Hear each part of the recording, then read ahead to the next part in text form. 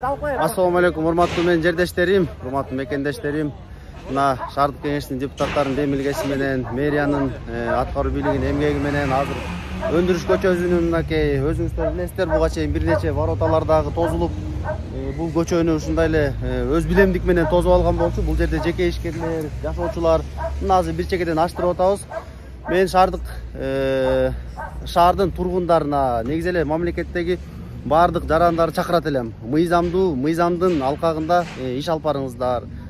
Мыйзам менен баарыбыз жашайлы. Мыйзам астында баарыбыз бирдейбиз.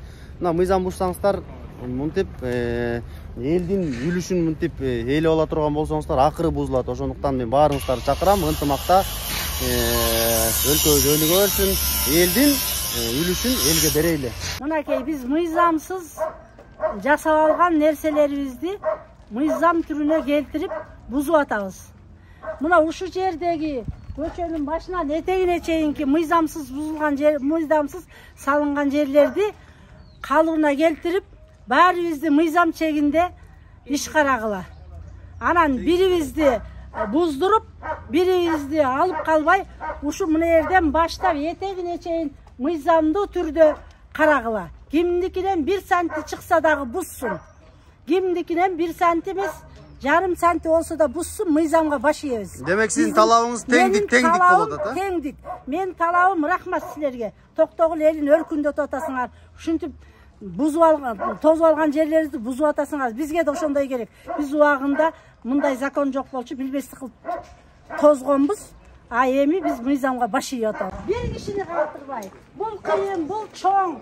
Мунун тууганы чоң дебей, бардыгын тегиз бузгула. Мен 16 майда мыйзам түрүндө бузулсун деген соттун чечимин аткарып атам. Ушу биз катар эле, биз бардык адамдар мыйзамга баш ийебиз, тегиз болуш керек. Биз бардыгыбыз мыйзам түрүндө жашашыбыз керек. Мыйзамга баш ийип атам. Мына мен биринчи бузуп атам. 16 майдагы соттун чечимин аткарып атам. Сиздин аткарууңуздабы азырбы? Assalamu алейкум, ассалам. Мындаш, ден соолуктарыңыз жакшыбы? Ana ustalardı da çiftlik oturlarken tak. Sottun çeçimin atkarıp atam ben buna. Birinçilerden bol. Buna men... Uzun mıйзам сыйлаш керек да. Баарыбыз мыйзам сыйласаганан өлкө өнүгөт да. Законду, мыйзамды өзүбүздүн Кыргызстандын мыйзамын сыйлаш керек. Мынакей 16 май дедиңер, 16 майда бузуп атам. Мына жакта балдардагы мына 7 семьяны да бузгула деп атам. Мыйзамды сыйлагыла деп атам. Анан кийин бизден башка да мындай мыйзамсыз болгон жерлерди силер мыйзамдуу түрдө. Биз закон баарыбызга бирдей, мыйзам баарыбызга бирдей. Ошону милдеттүү түрдө бизден башкасын дагы мыйзамга келтиргиле. Мына менин чалым убагында ошо мыйзамсыз салып алган экен. Илгери андай жок болчу. Мына тетиги бурчта мыйзамдуу усто. Биягы мыйзамсыз. Bir 6 метр, bir 5 метр. Мыйзамсыз жерин бузуп атам, мана көргүлө. Bugün 16 maydağı prikazda atkarıp atam.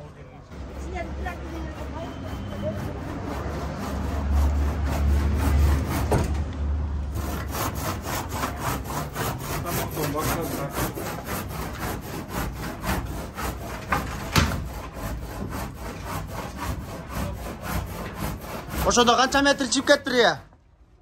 Бул жер. Аны точно билбейсиң. Кайсыл жерге чейин сиздерге азыр тапшырма берди үй кожоюну? Кайсыл жерге чейин бузкула деп? Могул жерге чейин? Болжол менен бир 5 метрдей кирип кеттир да.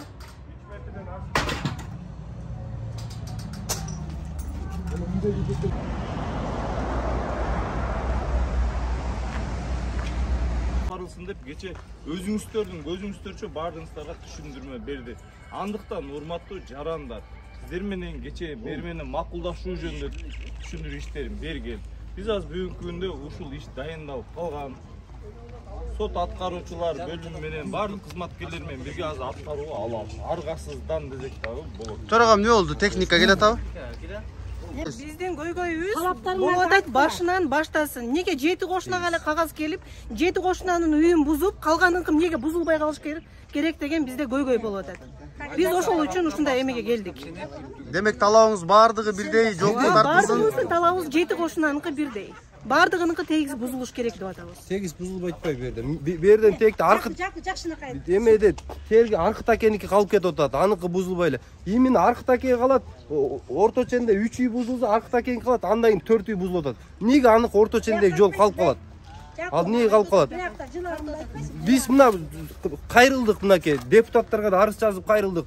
Узартып берле мөөнөттү. Ошого чейин биз бузбай турайлык. Ошол моментте чогуу бузайлык, чогуу. Бузсак чогуу бузайлык. Бүт такта болуп туруп, октябрга чейин бизге уруксат бериңиздер. Жөн эле азыр көчөдө калабыз, анча-мынчаларыбыз. Үйүбүз жок. Жөн эле буз өргөндө эмне депутаттарга кайрылдык арыз менен. Ошолорду карашсын. Буга чейин сиздерге сот аткаруучу, мэриянын өкүлү сиздерге эскертүү бердиби? Азыркы бир да жол берген жокпу. Келген, бирок келген 7 эле үйгө келип атат да, калганына келбей атат. Биз эми билип атабыз ошо. Биз эми билип атабыз, 7 үйгө келип аткан. Калганын суразак соттошуп атабыз. Биз мурунку мэрге барганда да мурунку мэр оны бекте ким деген киши эле? Могу жерде жаңы же. Болот турду үйү. Жокму? Воротасын ачпай айтканчы? Бизге мурунку мэр айткан, ошо эменин Райымжанын воротасын ачтырсаңар, силердин жолуңар ачык, пока машина жүрөт деген. А биз ошого Райымжан аке келгенде, Райымжан аке мага арыз да келген жок, кат да келген жок деп койгон. Азыр берден тең укуктук болбой атат да, мисалы. Мисалы сиздер Токтогулдун өкүлүсүздөр, депутатсыздар, элдин эмесин коргой иштеп келгенсиздер да депутаттар. Сиздер элдин укугун коргобой эле, сиздер өзүңүздөрдүн укугуңуздар корготосуздар да, берден. Сиздер депутатсыздар, элдин укугун коргоп бергиле, октябрга чейин жылдырып бергиле, бузбагыла. Биздин шартыбыз жок. Мен дагы деле арыз жазып атам ошо октябрга чейин мен үйүмдү өз эрким менен бузуп берем. Октябрга чейин мен укугумду коргоп бериңиз да. Элдик депутатсыздар, эл Ошондо мыйзамсыз болсо деле элдикин колдой беребиз. Жок, сиздер эми бизге шартка тегиз караңыздар да. Азыр Россия заправкага барсак, андан ашып кеткен. Мисалы, оно жерде Осман ойлу заправканын башы көрүнүп атат мисалы. Башы мына эмеден больницанын поворотунан башталат ушул главный жол. Ошол жерде автостоянка бар. Ошол эле 10 метрге талапка жооп берет. Андан беркиси бүт жооп бере албайт талапка. Бардыгы чыгып кеткен. Ошонун башынан баштап бузса биз могу юристтерге бүт текшерип чыккандар ыраазы болмокпуз. Ортодон кактан келип эле 7 үйдү алып туруп эле болбогон эмени кылып атат. Анан тура эмес, ишти болбой атышат да кыскасычы. Монча кишинин ызы чугулуп. Мынаке болот экен, мына аркада жерлер турат да, мына могулар тегиз карабайбы? Эмнеге тегиз карабайт? Мисалы, оно жекти карап келсеңиз, башына орто чеңге келип атат, тиги аркы такеники калып калып атат. Андан кийин 3 үй бүлө бузулуп атат. Аркы таке калып калат, бияктан 3 үй бүлө бузулуп атат. Эмнеге андай болуп атат андай? Тегиз карап бергиле. Ал мына аркы такеге эмне закон иштебейби ал? Тегиз карап бергиле. Болбосо биз мөөнөтүбүз жылдырып бергиле. Октябрга чейин ошолор соттогула, чогуу буза турган болула, мөөнөтүбүз узартып бергиле. Баарына тегиз каралсын. Тегиз каралсын. А мисалы, оно жерден жылан болуп келет да, ортосу дарбуз болуп чоңойот да, тияк барып туруп кайра коом болуп калат, кичинекей болуп. Ал тең укуктук эмес да, ортосу килеген дарбуз болот. Ал эки башы бүт карапайымдар кемиш, башыбызды сыгып коет экен чоң кылып ортобузду. Анда буларга эмне кылабыз булардан да? Тең укуктук жок сиздерде вообще. Азыр ушул иш боюнча бул менде туруп атат. Соттун чечими 2-сентябрь 2021 эле чыгып атат чечимчи. Үчүнө кирип, анан бизге аткарууга 15-сентябрь 2022 жылы келип түшүп атат. Бул боюнча ушул жерге баарыңыздарга баягы эскертүү сунуш деп коет. Сунуш бергенбиз, чечимди ыктыярдуу аткаруу жөнүндө дегенчи. Анан бул жерде азыр 7 объекти боюнча берилип атат. Оморов Талайбек Өкүмович, Мурсатбеков Жандарбек, сенсиң, Абдрахманова Жауызелкан, бул эжекен, Бектурова Гүлнара, Паня, сен кимси болосуң? Сен барсың, Жаналиева Нуриса, барбы Жаналиева? Сизби? Сагынбеков Нияз, Сагынбеков Нуркыяз. 7 киши. 7 киши эле карап атат. Бул жерде эми соттун чечими, биз баягы соттун чечимин аткарабыз, сот аткаруучуларчы. Бул жерде ошо 7 жаран боюнча берилген. Ошон үчүн баарыңыздарга эскертүүлөрдү берилип, мына өткөндө дагы ошо немелерди бердик, билдирүүлөрдү. Бүгүнкүгө назначение кылганбыз. Өз ыктыярыңыздар менен бошотпогондон кийин соттун чечими мажбурлап аткарылат да. Мажбурлап дегенде эми өзүңүздөр добровольно бузбагандан кийин күч колдонуу менен, ошо техникалар менен буздуруп, ошол чарчы метр жерди бошоттурушубуз керек. Жарандар, сиздердин бүгүнкү күндө талап кылып аткан талабыңыздар албетте мыйзамдуу. Сиздердики дагы башкалардыкы дагы укуктары бирдей деп көрсөтүлгөн мыйзамдачы. Ал эми жет эле үй бүлө деген сөзгө мен жооп берейин. Жет өңөрдүн бүгүнкү күндө укукташтыктоочу, укук ырастоочу бир да документиңер жок, туурабы? Бирок бул башка бул силер көрсөтүп аткан жарандардын бүгүнкү күндө кызыл китеби бар. Мыйзамдуу же башкача айтканда мыйзамсызбы? Аны сот чечим кабыл алат. Кабыл алганга чейин бүгүнкү күндө ал мамлекет тарабынан кепилденген мамлекеттик актысы бар. Кече өзүңүздөргө белгилүү болгондой Токтогул районунун акиминин орун басары сиз тапшырма берилди. 14 күн ичинде жооп болот депчи. Бизге тапшырма болгон производственный көчөсүн аштыруу боюнча избрышына тигини буну деген эмес. Андыктан бүгүнкү күндө жетөөңүздөрдүн чечимиңиздер чыкты. Бул чечимдер чектеп эсептеби себеби дегенде эртең булардын кызыл китеби кандай чыгат мен азырынча баа бере албайм. Баа берүүчү орган бар. Ошонун жыйынтыгы негизинде сиздер азыркы коюп аткан талабыңыздардын жана жообуңуздардын аласыңар деп эсептейм. Андыктан ооба бүгүнкү күндө азыр чечим чыккан, биз аткарууга алууга тийишпиз, урматтуу жарандар. Өзү сиздердин талабыңыздар кандай болуп атат? Күзгө чейин деппи? Мына эми күзгө чейин деген суроого мен жооп берейинчи. Эртең күз келет да, анан күз келгенде да суук болот. Кайра жаз келет, өлбөгөн жангачы Кудай сактасын. Чыны да, күзгө чейин же башка чейин эмес, эгерде азыр техника келсин, жок, бир 3 күнбү ушундай мөөнөт суразаңыздар, азыр мэрдин жоктугуна байланыштуу ушул жерден чечүүгө аракет кылабыз. Чечилбей койбойт бул маселе. Жок, ал 3 күн бизге же болбосо 1 жума бизге жетпейт десеңиздер, биз азыр могу жерде максималдуу түрдө даярбыз, аткарууга ала беребиз. 1 жуманын үйдө бала чакабыз менен эми мындай да чоң кыз бала чака туура мен түшүнөм, бирок бул жерлер коммерциялык багытта берилген жер. Ал эми турак жайга берилген жер эмес. Мен деле 1 ай жок, байке. 1 ай мен бере албайм. 1 ай мэр бериши мүмкүн. Мен бирок 1 ай бере албайм. 14 күнгө чейин жана тастыктайбыз деп атпайбы, бизге жообун беребиз депчи. Ошол убакка чейин ал 14 күн ичинде ал жарандардын документациясы көтөрүлөт. Ал эми аларды жарак иштеп табуу боюнча административдик тартипте, ал тартип бүткөндөн кийин жарандык тартипте выселение. Бул административный, анан гражданский экөө второстепенно кете турган иш. 14 күндө ал чечилбейт. 14 күндө жооп эле аласыздар. Булардыкы мыйзамдуу же башкача айтканда мыйзамсыз дегенчи. Болду, ушул эле.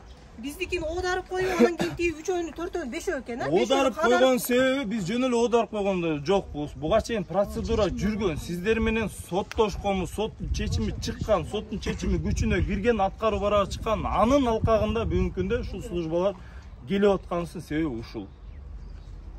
Башка суроолор барбы? 16 май деп кагаз келди. 16 майга чейин барып мэрге жолугалы десек, мэрди таппай калдык. Анан кийин эми мэрге барып биз дагы мөөнөт сурайлы. Ушул убакка чейин хотя 1 ай болсо дагы азыр деген стройматериал кымбат. Сизге айттык го 2 жылдын ичинде алкагында соттошуп атат, сот аткаруучу 1 жылдын ичинде сот аткаруу өкүмүнө мына киргизип атат, аткаруу кызматын кылып атат. Ушул күнү бузулат деген 3 жылдан бери эч нерсеге кабардар боло элексиз ошондо сиз. Кабардарбыз биз. Бирок бизге 16 май күнү бузулат деп суббота күнү кагаз 3 жылдын ичинде сизге соттошуп, булам эскертип, айтып деп мына сот аткаруучу 2 жылдан бери сизге мына кайрылып атат. Мына бузулат деп ошондо мөөнөтү бизге берилген эмес да, байке. Документти текшерет элем деп болуп мен башынанчы.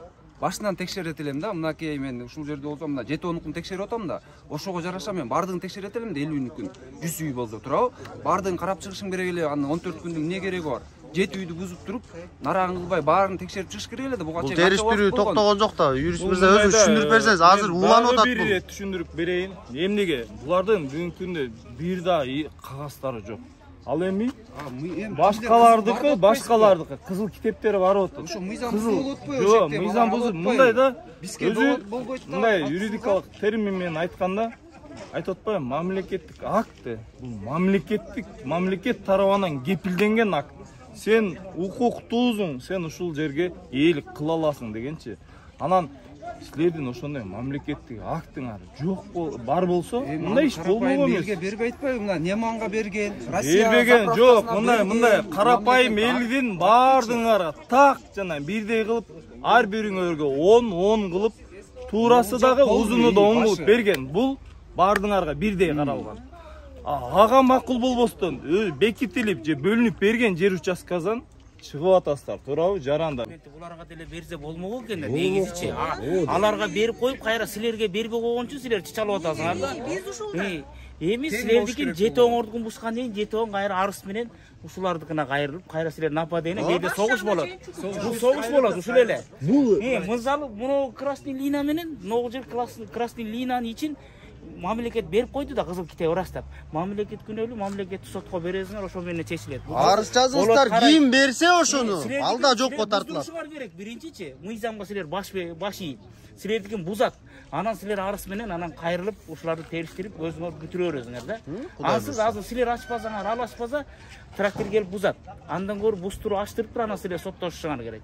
Буларды сот красный китебин сот гана буза алат. Красный линияда болсо. А бөлөк киши бар, буза албайтмы? Бизге убакыт беришкен. Убакыт силерге 2 жылдан бери берилип дейт. Анан силер тоботпой жүрө берсеңер, анан булар 16-сына коюп койду да бускула деп. Азыр 16-сына койбосо силер дагы 2 жыл жүрөсүңөр.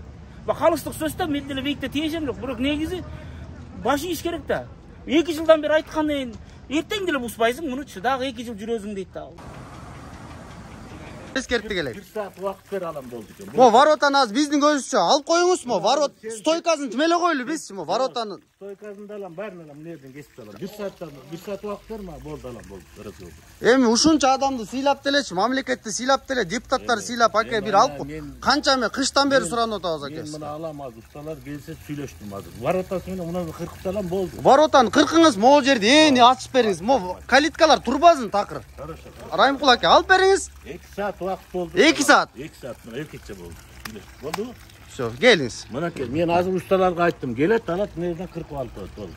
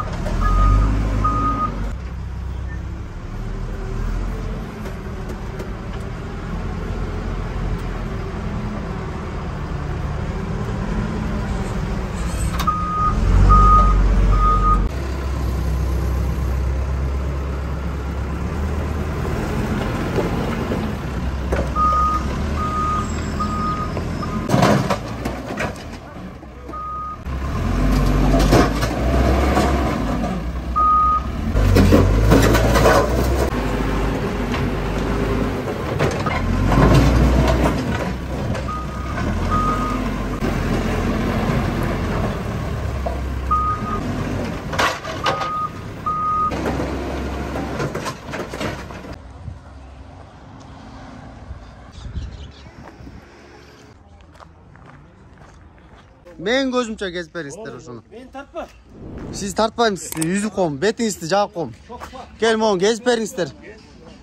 Могу экөөнү кезип бериңиздер.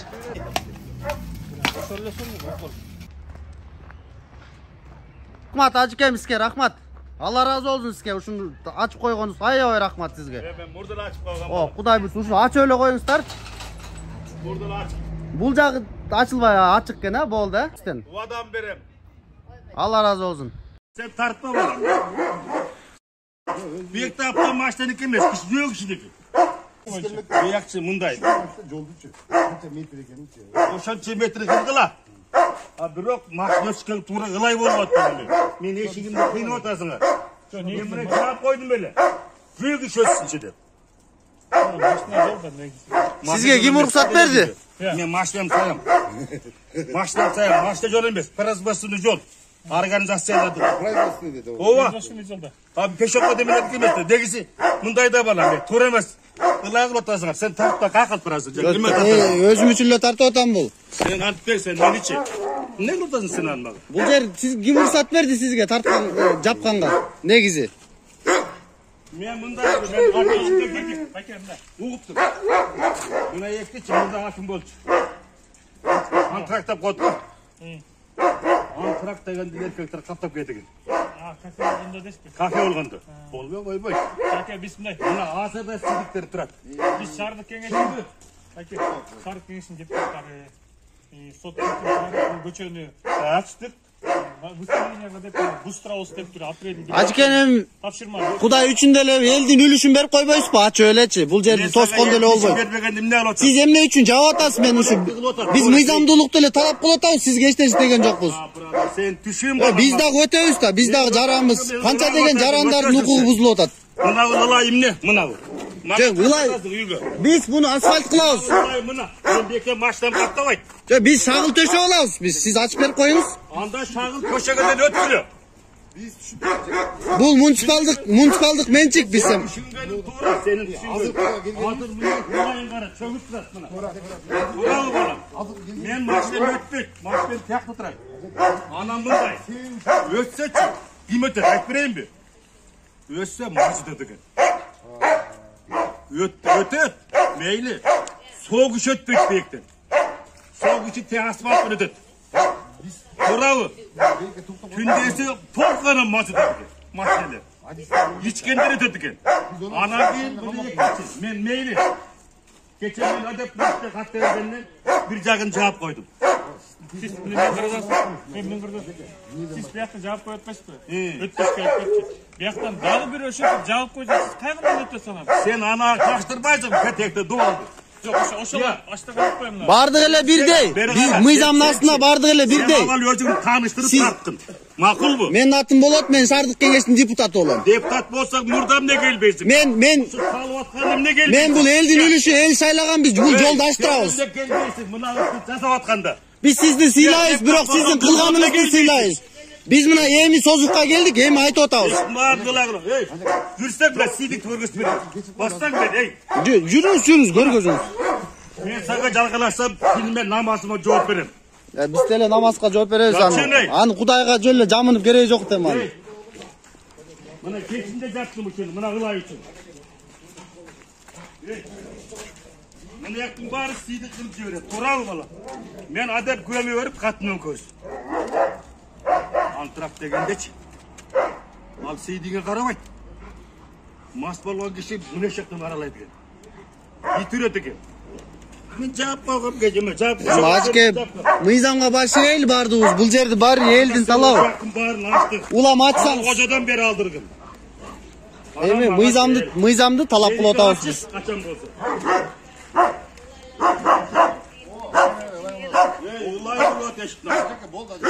8 Müslüman'a tüydüm buna onu.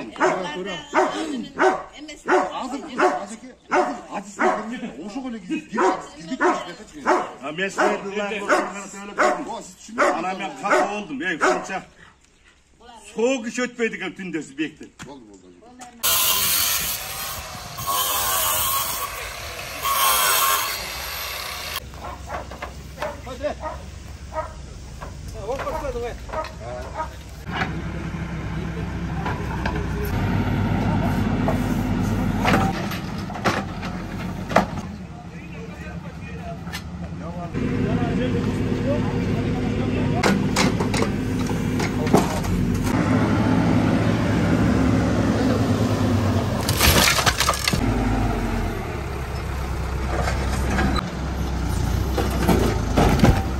Bölümü sot atkаруучусу Мамедкулов Омар.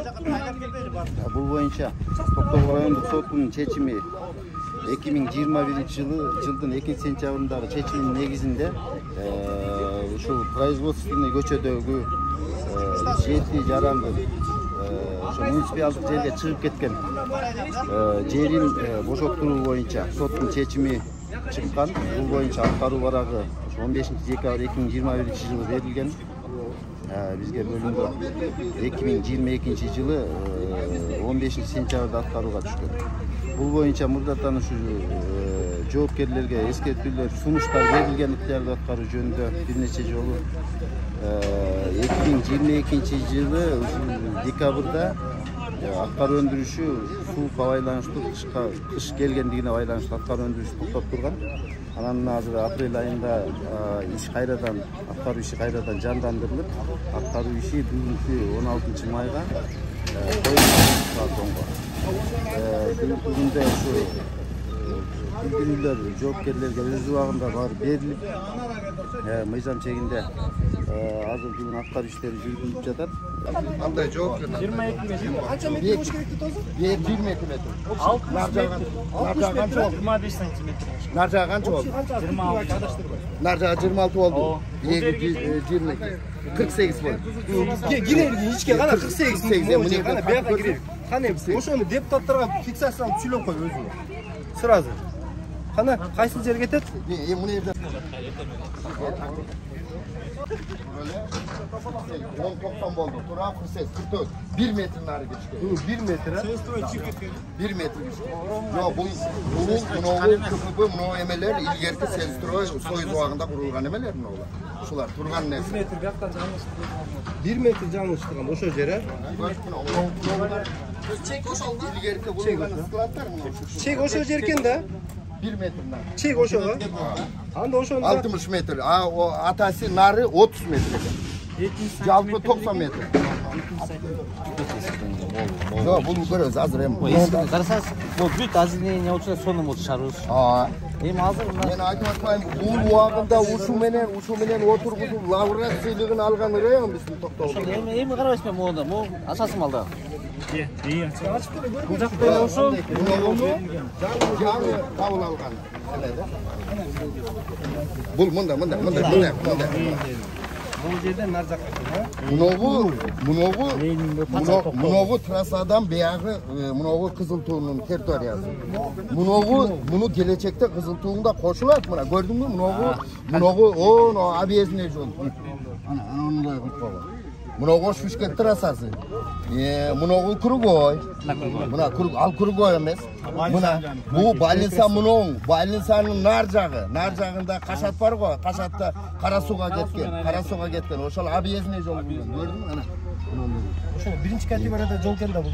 Жок, 3-категория. Бул анан салган эни берет да. Мына көрдүң, мына Кызыл туунун муногу айланып кеткен. Мындай. Муногу гимназия мектеби, муногу Кругой, мына ер. масала завод. Мына масала завод. Муногу ирес. Мынайдан Ошбушкет трассасы азыр. Муногу дагы көрдүңбү? Келечекте муногу ушунун темплар ушундай болуш керек. Ошон үчүн мунуларды көрдүңбү? 2017 бекитилди. Жок, эринде жок. Аны бекиткен өзүнүн папкасы бар. Мен Абдиева Нуриса. Мынакей ошо азыр деген 16 май ар кайсы организациядан келип, журналисттер бардыгы мэриядан келишти, бүттүгү келишти. Бузуп атышат, монтип. Ошо бирине буз берип. Айтыңыз. Канчасына чейин? 1-июнга чейин буз бериңге даярбыз. Өз ыктыярыңыз менен 1-июнь 2023 жылы буз бергенге даярсыздар, а? Законду сыйлап чыгып кеткен жерлерибизди бузуп атабыз, законду сыйлап биз да ушул кайра профсоюзный көчөсүнүн баш аягынан законго таянып туура келгендей кылып бизге карап беришин. Эл өтө ала тургандай кылып көчөнү кеңейтип, Биз бузуп бергендей кылып ошо мыйзамда бузган участоктор чыккан болсо, ошолор бүт өзүнүн талабында мэрге кайрылабыз, ушуну жакшылап карап берсин бизге. Биз да бузуп бердик мына законду сыйлап. Ошол өз ыктыярыбыз менен 1-июнга чейин 2023 жылдын ошого чейин биз чыгып кеткен жерибизди бошотуп берүүгө даярбыз. Биз да ушу көчөнү өз ыктыярыбыз менен бузуп беребиз. Бирок биздин бир талабыбыз бар, мен өзүм талабым бар, ушу мэрияда адамдарга, депутаттарга биз ушу нерсени бузуп берип атабыз. Ушу көчөдө өтө бомуштар көп. Ар бир буручта монда эмелер бар. Ушулар бактарактарды кыйдыртып, ушуларды бир порядокко келтириңиздер. Ушуну сиздерден суранабыз. Мына ушулар свет коюп, могу бактарактарды кыйдырыңыздар. Ушу нерсени да чок ишке ашырып кетиңиздер. Канча деген бактарактар бар, мынакта бомуштар жатат. Мына свет боюнча депутат катары айтайын, Кудай буйрса аны кеңештен көтөрүп, бюджетке киргизип бергенге аракет кылабыз. Ошону бизге трансформатор коюп бериңиздер. Бизге лично ушу көчөдө светтин объему 120 вольт эле келет. Андан ашык келбейт.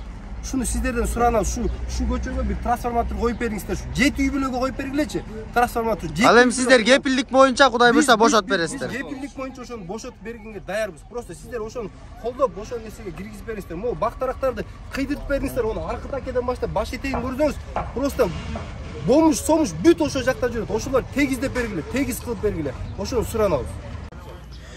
Мендер мырза, сиз мына мэриянын кызматкери катары депутаттар койгон талаптын негизинде Кудай буйрса мына производствонун көчөсүн аштырып атасыз.